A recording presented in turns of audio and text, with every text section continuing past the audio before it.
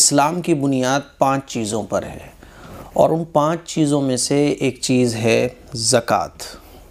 ज़कात ये मुसलमानों पर फ़र्ज़ है, मालदारों पर ज़कात फ़र्ज़ है जो गरीबों को दी जाती है। और ये ज़कात फ़र्ज़ है, जैसे नमाज फ़र्ज़ है, रोज़ा फ़र्ज़ है।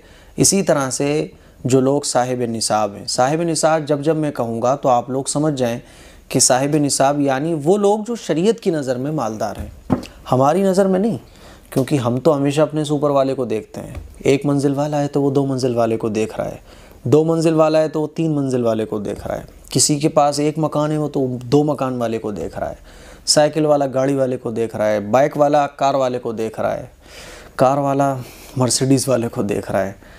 तो हमारा एतबार नहीं है। शरीयत ने कह दिया ये मालदार हैं, ये गरीब हैं, क्योंकि हमारा मिजाज ये है कि हम अपने से ऊपर वाले को देखते हैं। हर आदमी आज के टाइम में नाशुक्रा बना हुआ है, अपने आप को गरीब समझ रहा है। शरीयत ने एक उसूल बता दिया कि ये मालदार हैं, ये गरीब हैं, ये ज़कात देंगे और ये ज़कात लेंगे, ये लोग ज़कात निकालेंगे और इन लोगों को ज़कात दी जाएगी। तो वो लोग कहलाते हैं जो ज़कात देते हैं, जिनके ऊपर ज़कात फ़र्ज़ होती है, वो लोग कहलाते हैं साहिब निसाब। तो जब मैं बोलूँगा साहिब निसाब तो आप लोग समझ जाएं, साहिब निसाब यानी वो लोग जो शरीयत की नज़र में मालदार हैं। तो मालदारों पर ज़कात फ़र्ज़ होती है और ज़कात हमें देना चाहिए। ज़कात निकालने में हमें कोताही नहीं करना चाहिए। हुज़ूर अकरम सल्लल्लाहु अलैहि वसल्लम ने एक मरतबा एक ख़ातून को देखा जो 2 कंगन पहने हुए थी। तो हुज़ूर ने पूछा, क्या तुम इन 2 कंगनों की ज़कात निकालती हो? तो उन ख़ातून ने कहा, या रसूलुल्लाह ज़कात तो मैं नहीं निकालती हूँ। तो हुज़ूर ने अर्ज़ किया, ज़कात निकाला करो, क्योंकि अगर तुम ज़कात नहीं निकालोगी तो क्या तुम ये चाहती हो कि जहन्नम की आग के कंगन तुम्हें पहनाए जाए, इसके बदले में तुम ज़कात नहीं निकालो? तो उन्होंने कहा, नहीं या रसूलुल्लाह मैं ज़कात निकालूंगी। तो हमें ज़कात निकालना चाहिए। ज़कात किन चीज़ों पर होती है? तो 4 चीज़ों पर ज़कात होती है। नंबर 1, सोना। किसी भी सूरत में आपके पास सोना हो, चाहे वो पहनने का हो, चाहे वो बेचने का हो, कोई भी हो, सोना, चाहे वो डली की शक्ल में हो, चाहे वो ज़ेवरात की शक्ल में हो, अंगूठी की शक्ल में हो, नगीने को हटाकर सोना। नंबर 2, चांदी। Number 3, cash. कैश आपका करंट अकाउंट का हो, सेविंग अकाउंट का हो, जो भी आपका है कैश, जो भी आपका पैसा है वो। नंबर 4, बिज़नेस का सामान, यानी आप जिस चीज़ का बिज़नेस करते हैं वो। तो ये 4 चीज़ों को आपको जोड़ना है।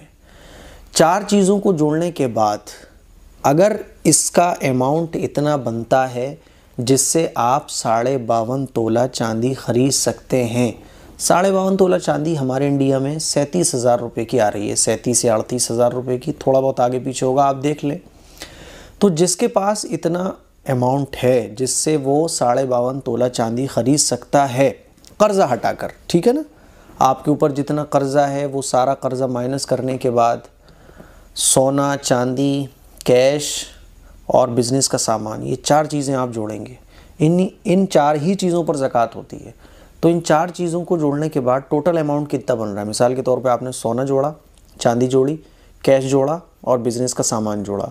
सोना नहीं है तो कोई बात नहीं, चांदी, कैश और बिज़नेस का सामान, यानी इन चारों में से 2 हैं तो 2 को जोड़ें, 3 हैं तो 3 को जोड़ें, 4 हैं तो चारों को जोड़ें। चारों को जोड़ने के बाद इतना अमाउंट बनता है जिससे आप 52.5 तोला चांदी ख़रीद सकते हैं। तो आप कहलाएंगे साहिब निसाब, यानी आप मालदार हैं शरीयत की नज़र में। और जो शख्स साहिब निसाब होता है तो उसके ऊपर 2.5% के हिसाब से ज़कात होती है, ठीक है ना। तो जब मैं बोलूँ साहिब निसाब तो आप समझ जाएं। मैं बहुत अच्छे तरीके से समझाने की कोशिश कर रहा हूँ, मुझे उम्मीद है कि आप यहाँ तक बात समझ गए होंगे। अब ज़कात, जो आप लोगों ने ये सुना होगा कि ज़कात जो फ़र्ज़ होती है वो 1 साल के बाद होती है, यानी 1 साल गुजर जाए। इसका मतलब क्या है? तो इसका मतलब ये है कि आप जिस दिन साहिब निसाब हुए हैं, ठीक है ना, आप जिस दिन साहिब निसाब हुए हैं, साहिब निसाब का मतलब समझ गए ना, कि इतना अमाउंट आपके पास आ गया जिससे आप 52.5 तोला चांदी ख़रीद सकते हैं, यानी 37-38 हज़ार रुपये के आप मालिक हो गए। जिस दिन आप मालिक होंगे फर्स्ट टाइम, जैसे ही आप फर्स्ट टाइम इतने रुपए के मालिक होंगे तो उस दिन आप कहलाएंगे साहिब निसाब। जैसे ही आप साहिब निसाब हुए वो डेट आप नोट कर लें। अब ठीक 1 साल के बाद उसी डेट को आपको हिसाब लगाना है कि टोटल अमाउंट आपके पास कितना है, सोना, चांदी, कैश, बैंक बैलेंस और बिजनेस का सामान। ये 4 चीज़ें आप जोड़ेंगे। 4 चीज़ें जोड़ने के बाद फिर आपके ऊपर जो कर्ज़ा है वो माइनस करेंगे, आपको जो लोगों को पेमेंट करना है वो आप माइनस करेंगे, तमाम तरह के जो कर्ज़े हैं वो आप माइनस कर देंगे। माइनस करने के बाद आपके पास अमाउंट कितना बैठ रहा है, जितना अमाउंट बैठेगा उस पर 2.5% के हिसाब से ज़कात होगी। ठीक है ना। अगर वो अमाउंट निसाब को पहुंच रहा है तो ज़कात आप देंगे, और अगर वो निसाब को नहीं पहुंच रहा है तो फिर आपके ऊपर ज़कात फ़र्ज़ नहीं होगी। तो मुझे उम्मीद है यहाँ तक आप बात समझ गए होंगे ना। साहिब निसाब आप जिस दिन भी होंगे, फर्स्ट टाइम आप जब साहिब निसाब होंगे वही आपकी डेट हो जाएगी साहिब निसाब होने की, फर्स्ट टाइम। जैसे हम लोग बालिग होते हैं ना, तो फिर ऐसा तो नहीं है कि बालिग हो गए या फिर नाबालिग हो जाते हैं और फिर बालिग हो जाते हैं, ऐसा तो नहीं होता ना। फर्स्ट टाइम हम जब बालिग होते हैं उसी वक्त से हमारे ऊपर नमाज फ़र्ज़ हो जाती है। इसी तरह से हम फर्स्ट टाइम जब साहिब निसाब होते हैं ठीक उसके 1 साल बाद हमारे ऊपर ज़कात फ़र्ज़ हो जाती है, और फिर हमें गुणाभाग करना होता है उस डेट में। अगर अमाउंट इतना बैठता है जो निसाब तक पहुंचता है तो फिर हम ज़कात निकालेंगे 2.5% के हिसाब से, और अगर इतना अमाउंट नहीं बैठता है जो निसाब तक पहुंचे तो फिर हमारे ऊपर ज़कात फ़र्ज़ नहीं होगी। ठीक है। और जिस दिन हम साहिब निसाब हुए हैं ठीक उसके 1 साल बाद उसी तारीख़ में हमें ज़कात निकालनी है। ऐसा नहीं कि आप 1 दिन बाद निकालें, 2 दिन बाद निकालें, नहीं, बल्कि एक डेट होगी आपकी, उसी दिन आपको गुणा भाग करना है। अब 1 साल के बीच में क्या आया क्या गया इससे मतलब नहीं है। अब जाहिर है बहुत सारे लोगों के माइंड में ये सवाल आ रहा होगा कि हमें तो पता ही नहीं है कि हम साहिब निसाब फ़र्स्ट टाइम कब हुए थे, क्योंकि अक्सर लोग ऐसे हैं जिनको ये पता ही नहीं है कि फ़र्स्ट टाइम हम साहिब निसाब कब हुए थे। अब ऐसी सूरत में क्या करें? ऐसी सूरत में ये करें कि अंदाज़ा कर लें, गौर व फिक्र कर लें कि फ़र्स्ट टाइम आप साहिब निसाब कब हुए थे। गौर व फिक्र करने के बाद मिसाल के तौर पे आपने ये अंदाज़ा किया कि मैं 15 मुहर्रम में, चाँद की तारीख़, कि मैं 15 मुहर्रम में फ़र्स्ट टाइम साहिब निसाब हुआ था। अब हर साल आप 15 मुहर्रम को पूरा चिट्ठा जोड़ेंगे। आपके पास कैश कितना है, आपके पास बिज़नेस का सामान कितना है, आपके पास सोना कितना है, आपके पास चांदी कितनी है, और टोटल लगाने के बाद मिसाल के तौर पे आपने टोटल लगाया 2 लाख का, 2 लाख आप नोट कर लें। फिर आपके ऊपर कर्ज़ा कितना है, कर्ज़ा माइनस करें, जितने लोगों को आपको पेमेंट देना है वो माइनस करें। माइनस करने के बाद मिसाल के तौर पे 1 लाख का आपके ऊपर कर्ज़ा है, तो 2 लाख में से 1 लाख आप माइनस कर देंगे, 1 लाख रह जाएगा। अब इस 1 लाख पर ज़कात होगी 2.5% के हिसाब से, यानी 2,500 रुपये। बात समझ आ रही है? अब लोगों को याद नहीं होता कि मैं साहिब निसाब फ़र्स्ट टाइम कब हुआ था, तो इस सिलसिले में मसला ये है कि आप कोई एक डेट अपनी तय कर लें। मिसाल के तौर पर पहले रमज़ान की डेट तय कर लें, चाँद की तारीख़, कोई भी एक तारीख़ आप तय कर लें। ज़्यादातर लोग रमज़ान में डेट तय कर लेते हैं, लेकिन एक डेट फ़िक्स करने के बाद अब वो डेट इधर से उधर नहीं होना चाहिए। मिसाल के तौर पे कोई बंदा 1 रमज़ान की डेट फ़िक्स कर लेता है कि मैं 1 रमज़ान को अपना पूरा टोटल लगाऊंगा और देखूंगा मेरे ऊपर कितनी ज़कात बनती है। अब हर साल 1 रमज़ान को ही आपको हिसाब लगाना है, और सारी ज़िंदगी के लिए ये 1 तारीख़ रमज़ान की आपके लिए ज़कात निकालने का दिन हो गई। ठीक है।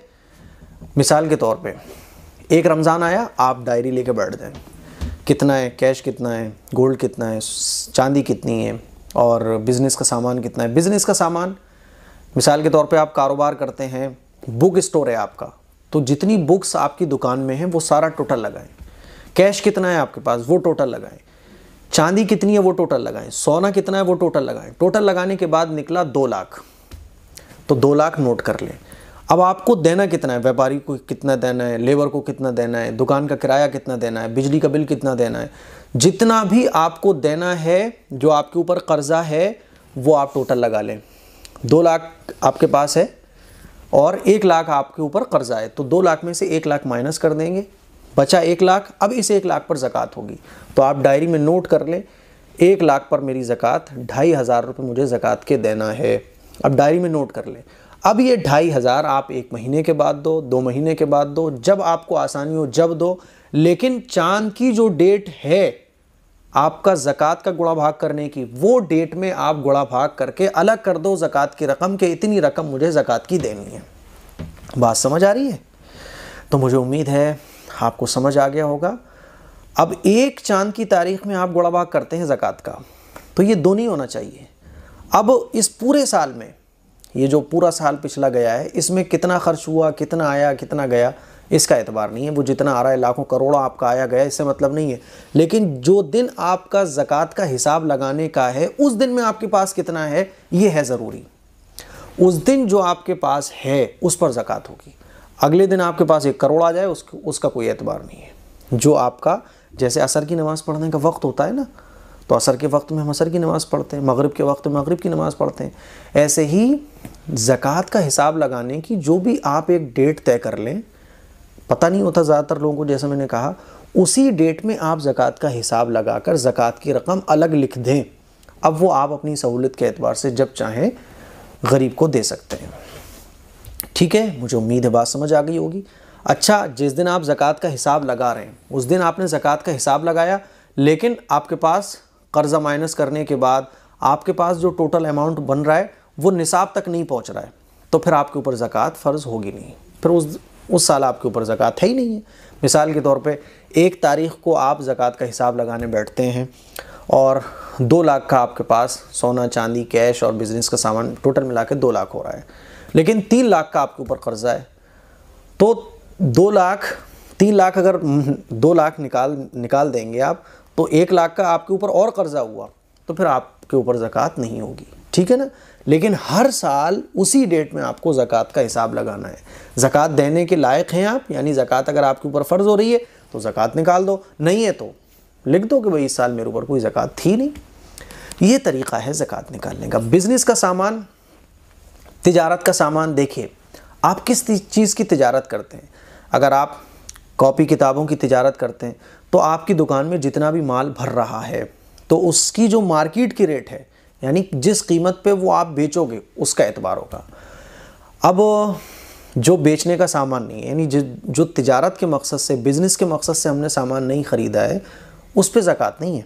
जैसे मिसाल के तौर पे गाड़ियाँ हैं हमारे पास, तो गाड़ियों पे ज़कात नहीं है। हमारे पास जो बुक्स हैं वो पढ़ने के लिए हमने ख़रीदी हुई हैं, तो उस पर ज़कात नहीं है। हमने मकान रहने के लिए ख़रीदा हुआ है, तो उस पर ज़कात नहीं है। जो भी चीज़ बिज़नेस के पर्पज़ से ख़रीदी गई है उसके ऊपर ज़कात होगी। किराए का मकान है, मकान हमने किराए पे दे रखा है, किराएदार रह रहे हैं, तो वो जो आमदनी आ रही है उस पर ज़कात होगी। हमने कोई प्लॉट लेकर डाला हुआ है, और प्लॉट लेके इसलिए डाला हुआ है कि जब ये अच्छे रेट में बिकेगा तो हम बेच देंगे, यानी बिज़नेस के मकसद से हमने वो प्लॉट ख़रीद कर डाला हुआ है, तो फिर ज़कात फ़र्ज़ होगी इस पर। ठीक है। लेकिन जो गोल्ड हमारे पास रखा हुआ है, सिल्वर रखी हुई है, वो फिर चाहे बच्चों की शादी के लिए हमने रखी हुई हों, जेवर हमने अपने पहनने के लिए रखे हों, जेवर मर्द के पास अगर सोना चांदी है तो उसके ऊपर ज़कात फ़र्ज़ होगी। बीवी के अगर जेवरात हैं तो उस पर भी ज़कात फ़र्ज़ होगी। ठीक है। ज़कात फ़र्ज़ कब होती है वो भी मैंने आपको बता दिया। साहिब निसाब किसको कहते हैं वो भी मैंने आपको बता दिया। ज़कात कैसे निकालेंगे वो भी आपको बता दिया। मुझे उम्मीद है अब कोई कन्फ्यूज़न आपको बाकी नहीं रहनी चाहिए, लेकिन फिर भी अगर कोई शक है, कोई डाउट है, कोई सवाल है तो कमेंट बॉक्स में कमेंट करिए। इंशाल्लाह नेक्स्ट क्लिप में ज़कात के सारे मसाइल जो आप लोग पूछेंगे वो इंशाल्लाह कवर किए जाएंगे। अस्सलामु अलैकुम वरहमतुल्लाहि वबरकातुहू।